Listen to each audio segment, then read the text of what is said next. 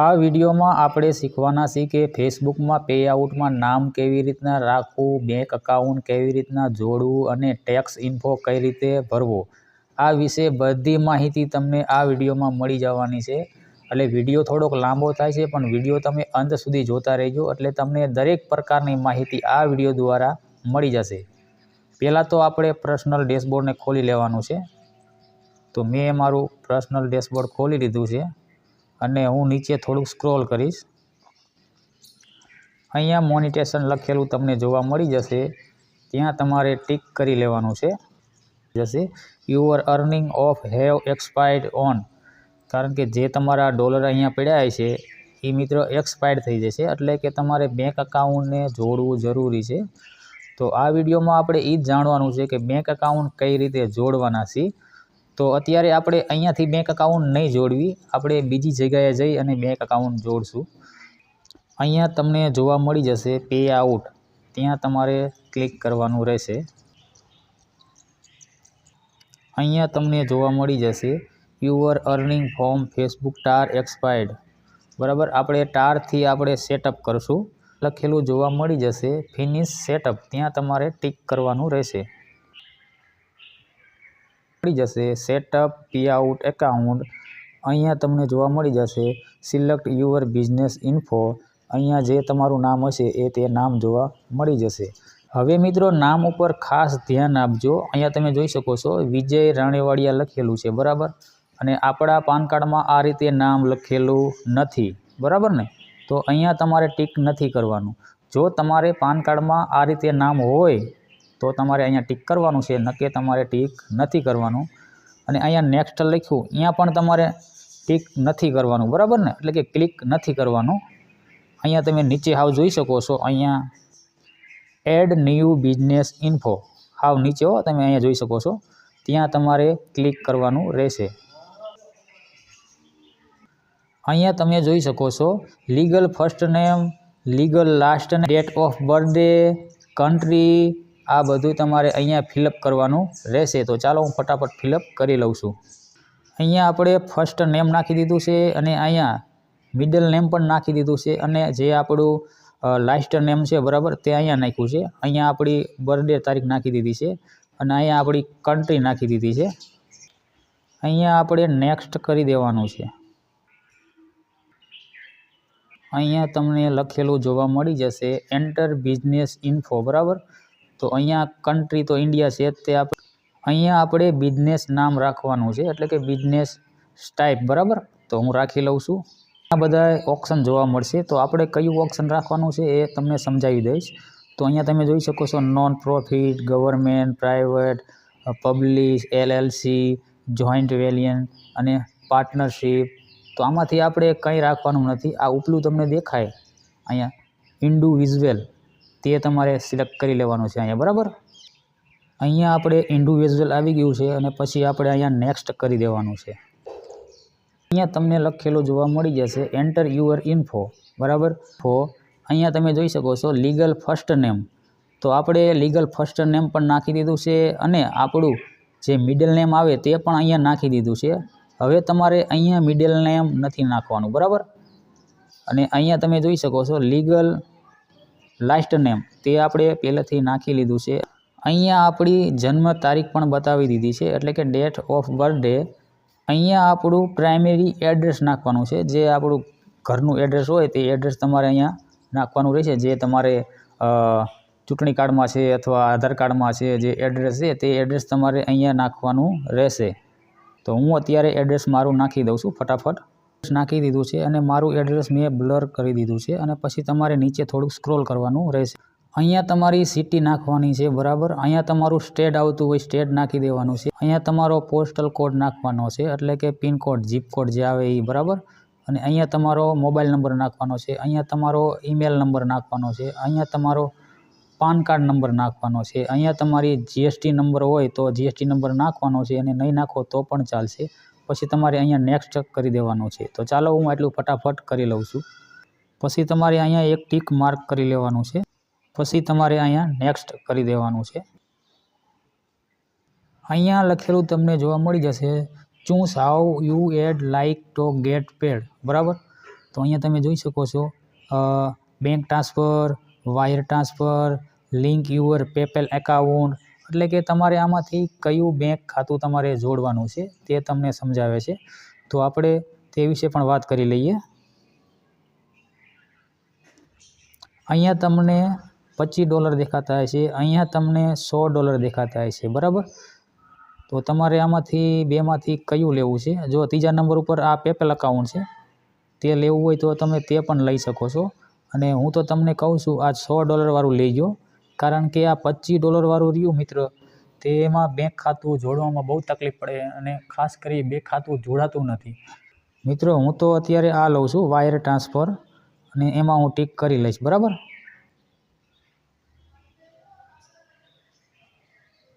અહીંયા તમારું નામ તમને જોવા મળી જશે, અહીંયા કન્ટ્રી, IN, અહીંયા તમારું ડેટ ઓફ બર્થડે, અહીંયા તમારું એડ્રેસ, બરાબર. આટલું તમને અહીંયા જોવા મળી જશે. તો આમાંથી તમારે કાંઈ નથી કરવાનું. જો તમારું બેંક એકાઉન્ટ આ નામ ઉપર છે, તમારું જે બેંક એકાઉન્ટ હોલ્ડરનું નામ આ રીતે છે, તો તમારે કાંઈ નથી કરવાનું, બરાબર. અને જો આમાં નામમાં કંઈ ફેરફાર હોય તમારી બેંકમાં, આ બેંક એકાઉન્ટ હોલ્ડર નેમ છે, આ નામ ઉપર તમારે કોઈ એક સ્પેલિંગની પણ મિસ્ટેક ના હોવી જોઈએ. જે તમારી પાસે બેંકની પાસબુક છે તેમાં તમારે આ રીતે નામ છે તે ખાસ કરી અને જોઈ લેવાનું છે. એક સ્પેલિંગની પણ મિસ્ટેક ના હોવી જોઈએ, કારણ કે મારી જે બેંક છે ને તેમાં આ નામ રહ્યું ને તે મિત્ર છેલ્લે છે, અને આ નામ રહ્યું તે મિત્ર આગળ છે. એટલે મારી બેંકમાં જે હોલ્ડર નેમ છે તે આ રીતે નામ નથી. તો આને આપણે આ અટક છે, બરાબર, રાણેવાડિયા, તેને આપણે આગળ લાવવાની છે, બરાબર ને. તો આને આગળ કઈ રીતે લાવવી તે વિશે પણ આપણે જાણી લઈએ. ઉપર અહીંયા તમને બ્લુ અક્ષરમાં લખેલું જોવા મળી જશે, bank account under duplicate name, બરાબર. એટલે કે જે આપણે ડુપ્લિકેટ નેમ છે, બરાબર, આ તો ઓરિજિનલ નેમ નથી આપણે, બરાબર. તો અહીંયા આપણે નામમાં સુધારો કરવાનો છે. તો આપણે ઉપર ટચ કરશું, જો અહીંયા કણે. તો આપણે ઉપર અહીંયા ક્લિક કરવાનું રહેશે, બરાબર ને. અહીંયા કણે ચૂઝ એકાઉન્ટ ટાઈપમાં તમને અહીંયા 4 ઓપ્શન જોવા મળી જશે. પહેલું ઓપ્શન તમને જોવા મળી જશે જોઈન્ટ બેંક એકાઉન્ટ. તમારું જોઈન્ટ બેંક એકાઉન્ટ હોય તો તે તમારે રાખી દેવાનું છે ત્યાં કણે, બરાબર. બીજા નંબર ઉપર તમે અહીંયા જોઈ શકો છો લીગલ નેમ ચેન્જ, બરાબર. એટલે કે જે મારે છે નામમાં મિસ્ટેક છે, પાન કાર્ડમાં પણ નામમાં મિસ્ટેક છે અને બેંક એકાઉન્ટમાં પણ મિસ્ટેક છે. તો હું અહીંયા ક્લિક કરવાનો છું, બરાબર. અને પછી તમે જોઈ શકો છો ત્રીજા નંબર ઉપર પર્સનલ બેંક એકાઉન્ટ છે, પછી થર્ડ પાર્ટી, એટલે કોઈ બીજાનું તમારે લગાવવાનું હોય ફેમિલી નંબરમાં કોઈ પણ સભ્યનું, તો તમે આ થર્ડ પાર્ટી લઈ શકો છો. કારણ કે મારે તો નામમાં જ ખાલી ચેન્જ છે એટલે હું આ નામ લઈશ, બરાબર, લીગલ નેમ ચેન્જ. તો બીજા નંબરનું હું સિલેક્ટ કરી લઉં છું. પછી અહીંયા નેક્સ્ટ કરી દેવાનું રહેશે. તમે જોઈ શકો છો આપણને ઓપ્શન મળી ગયું છે લીગલ નેમ ચેન્જ, બરાબર. અહીંયા તમે જોઈ શકો છો અકાઉન્ટ હોલ્ડર નેમ. ચાલો હું ફટાફટ આ ફોર્મને ભરી લઉં છું.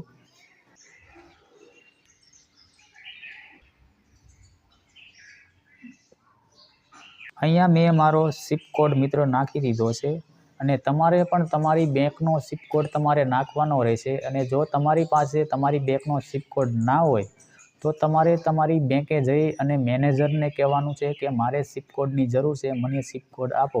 એટલે તમને આ રીતના SWIFT કોડ દેવામાં આવશે. અને દરેક બેંકના SWIFT કોડ મિત્ર અલગ અલગ હોય છે, એટલે તમારી બેંકનો તમારે SWIFT કોડ લઈ લેવાનો છે, બરાબર. અહીંયા તમારે નાખવાનું રહેશે બેંક એકાઉન્ટ નંબર. અહીંયા બીજી ફેર નાખવાનો રહેશે કન્ફર્મ બેંક એકાઉન્ટ નંબર. તો ચાલો હું નાખી દઉં છું ફટાફટ. અહીંયા મેં મારી ડિટેલ્સ ભરી દીધી છે બધે, બરાબર, અને મેં બ્લર પણ કરી દીધું છે. પછી તમને અહીંયા જોવા મળી જશે લિંક પે આઉટ મેથડ, ત્યાં તમારે ક્લિક કરી લેવાનું છે.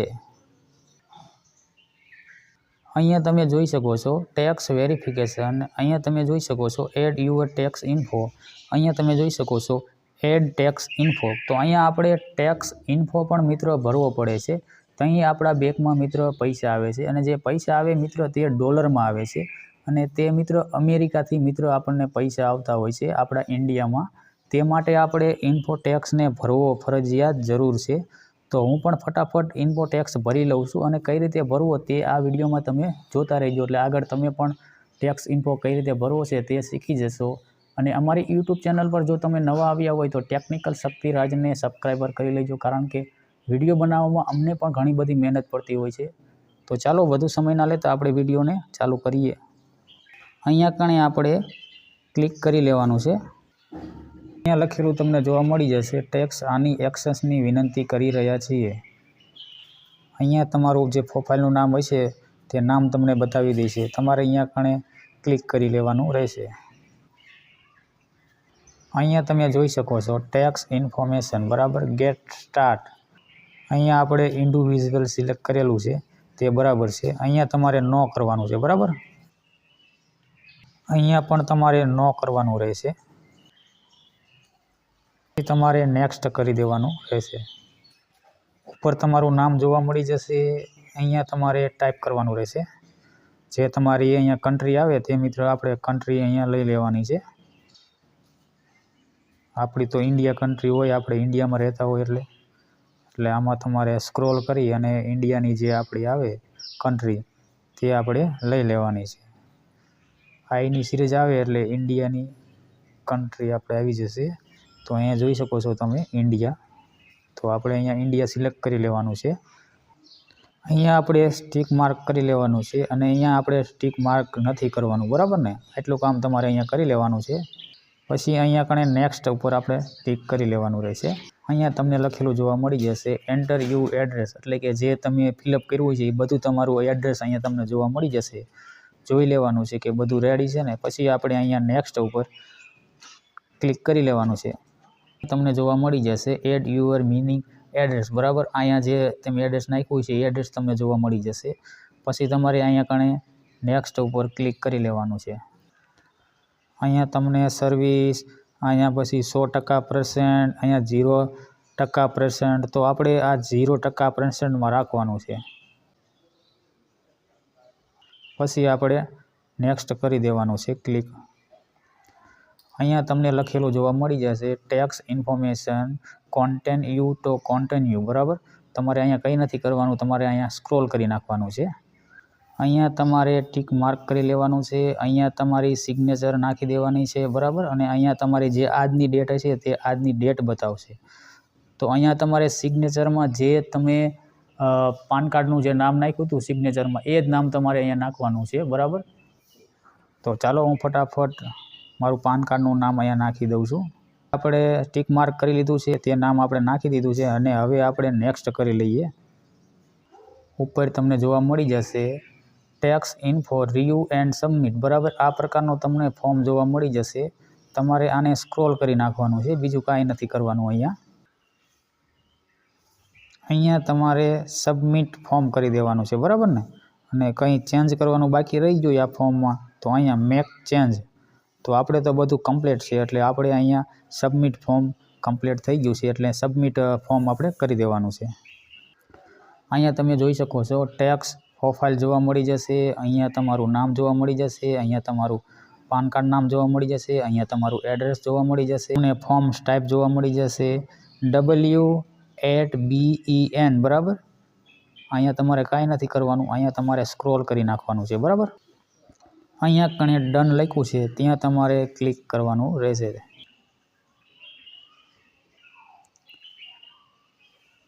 આપણે આપણા મોબાઈલનું ફેસબુકનું પે આઉટ ફૂલી સક્સેસ કમ્પ્લીટ થઈ ગયું છે। તમે આ રીતે તમારા મોબાઈલમાં પણ કરી શકો છો અને અમારો વિડીયો પસંદ આવ્યો હોય તો અમારા વિડીયોને લાઇક અને સબસ્ક્રાઈબર કરી દેજો, એથી અમને પણ સપોર્ટ મળતો રહે। તો બસ વિડીયોમાં એટલું, મળીશું નવા વિડીયો સાથે, નવા ટોપિક સાથે। Bye bye.